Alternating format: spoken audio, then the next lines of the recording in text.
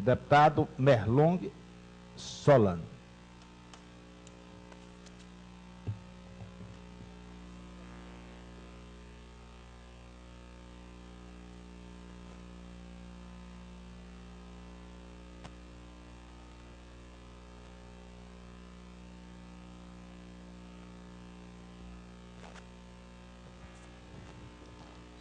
Muito bom dia, senhor presidente da Assembleia, deputado Temístocles Filhos, colegas deputados, senhoras e senhores, ouvintes da Rádio Assembleia, telespectadores da TV Assembleia.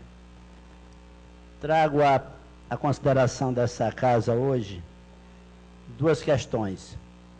De um lado, a nossa homenagem aos contadores do estado do Piauí, em razão da passagem do seu dia. A semana dos contadores foi comemorada agora. O dia dos contadores é o dia 25 de abril e trata-se de uma profissão essencial para o desenvolvimento de instituições modernas, tanto no setor público quanto no setor privado.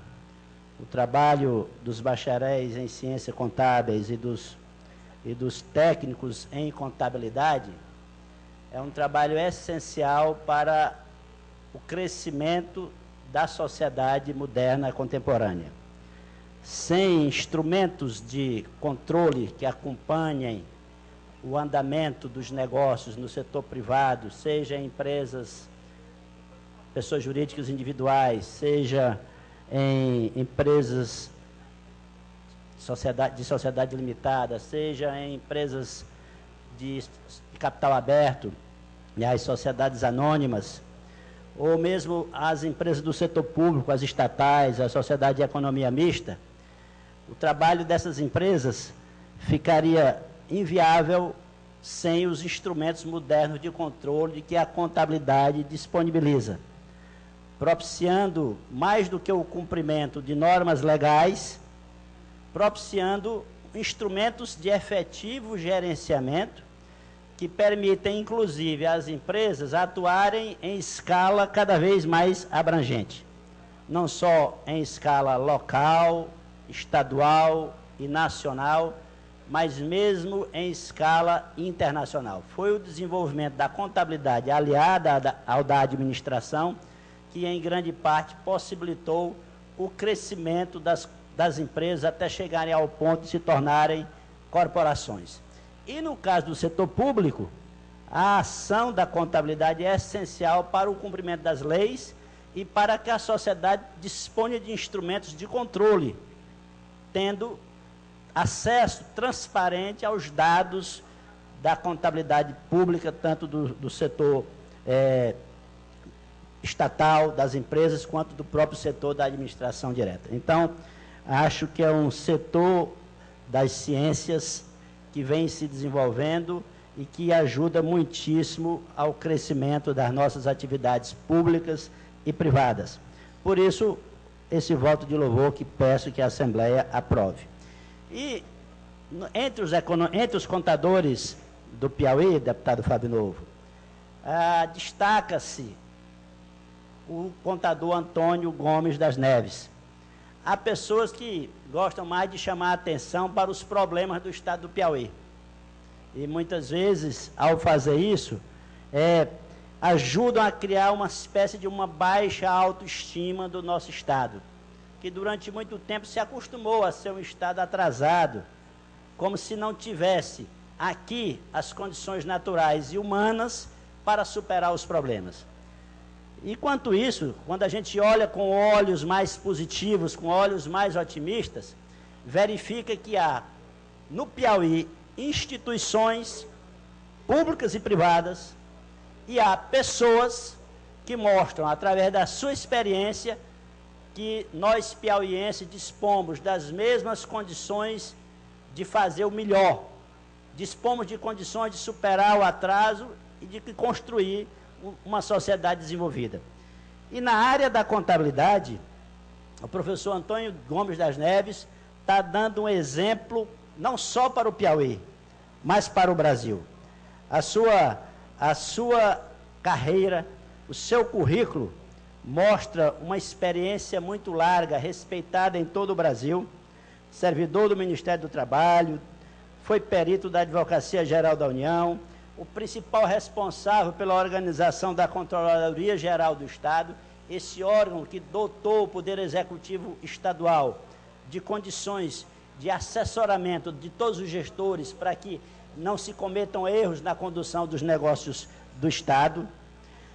Compôs o grupo do Conselho Federal de Contabilidade, responsável pela revisão das atuais normas brasileiras de perícias contábeis. Esse é um grupo nacional com apenas 5 membros, representando o Conselho Federal de Contabilidade, e que exerceu essa função importante de fazer a revisão das normas brasileiras de perícias contábeis. Não estou falando de normas piauienses, senhor presidente.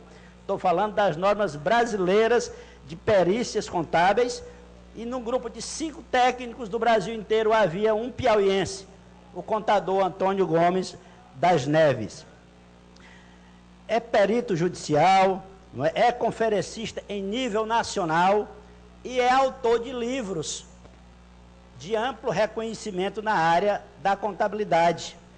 Não é a principal editora na área do direito, a LTR, já publicou diversos livros do contador Antônio Gomes das Neves. Eu aqui cito o Cálculo em Prática Trabalhista, está na 6ª edição, Curso de Perícia Contábil, está na 3ª edição, Manual de Cálculos para Liquidação de Sentença Trabalhista, está na 2ª edição, Empregado Doméstico, Legislação, Normas e Procedimentos Administrativos, enfim, toda uma série de livros já publicados pelo nosso contador e professor Antônio Gomes das Neves, que também é professor de diversas instituições universitárias, lançados não apenas no Piauí, lançados não apenas como favor de alguma editora pública, não, lançado pela maior editora de direito no Brasil, a LTR.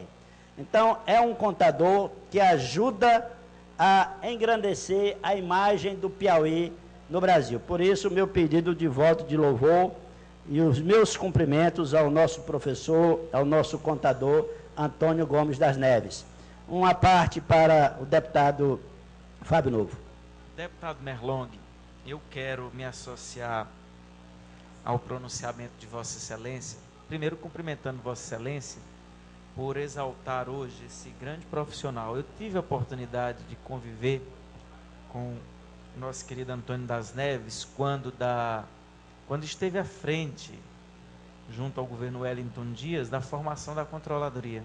Isso. E vi ali, pude testemunhar a sua competência, como também em outros trabalhos desenvolvidos pelo professor Antônio das Neves. Então, acho muito justo e merecedora a homenagem desse voto de louvor que Vossa Excelência traz hoje para esse grande profissional que engrandece, digamos assim, o time de contadores ou contabilistas do estado do Piauí. Então, na verdade, eu só pedi uma parte a Vossa Excelência para, primeiro, me associar ao pronunciamento de Vossa Excelência e dizer que, com muita felicidade, Vossa Excelência traz aqui uma rica homenagem a um piauiense que, com certeza, merece ser reconhecido por todos nós. Parabéns e muito obrigado. Obrigado, deputado Fábio Novo. Incorporo o seu à parte e concluo essa fase do meu pronunciamento dizendo que, além dos recursos naturais, que o Piauí tem em abundância,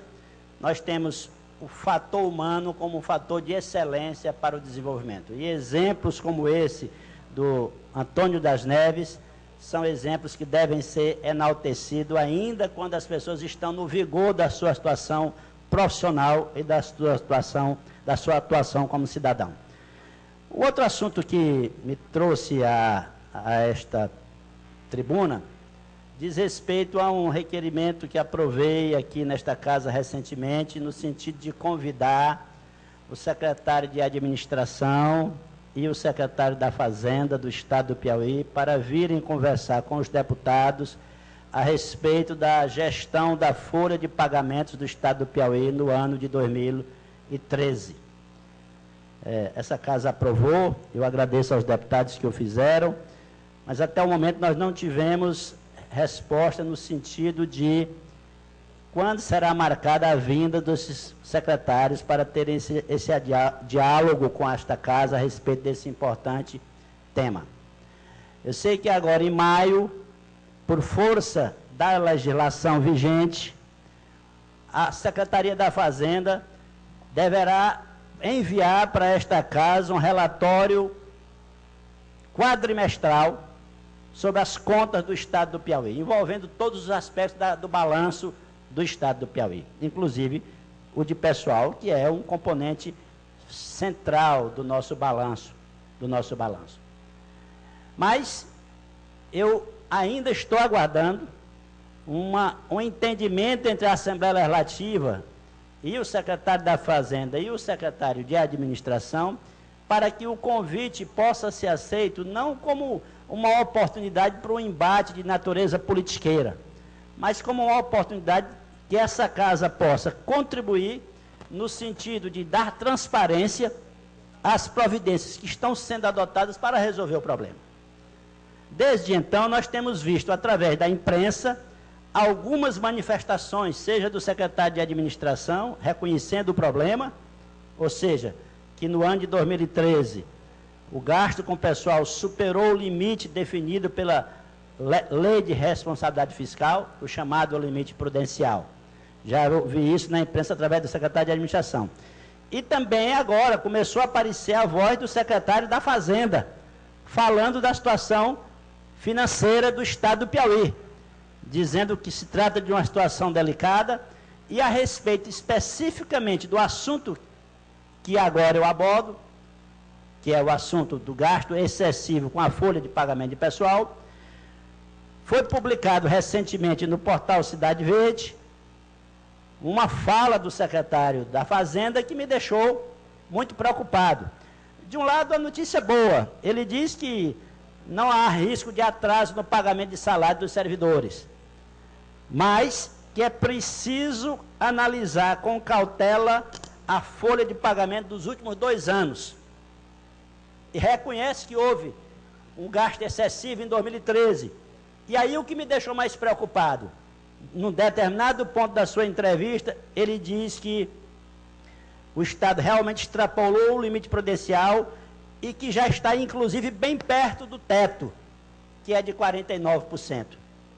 Ora, o limite prudencial, meus deputados, senhoras e senhores, é de 46,55%. E numa entrevista a um portal da nossa cidade, do nosso estado, o secretário da Fazenda disse que, além do limite prudencial ter sido extrapolado, que as contas mostram que o Estado já está chegando próximo do teto, que é de 49%. Se isso vier a acontecer, todo o rigor definido pela Lei de Responsabilidade Fiscal se abaterá inapelavelmente sobre o Estado do Piauí, incluindo entre as medidas a não transferência de recursos voluntários do governo federal para o Estado do Piauí.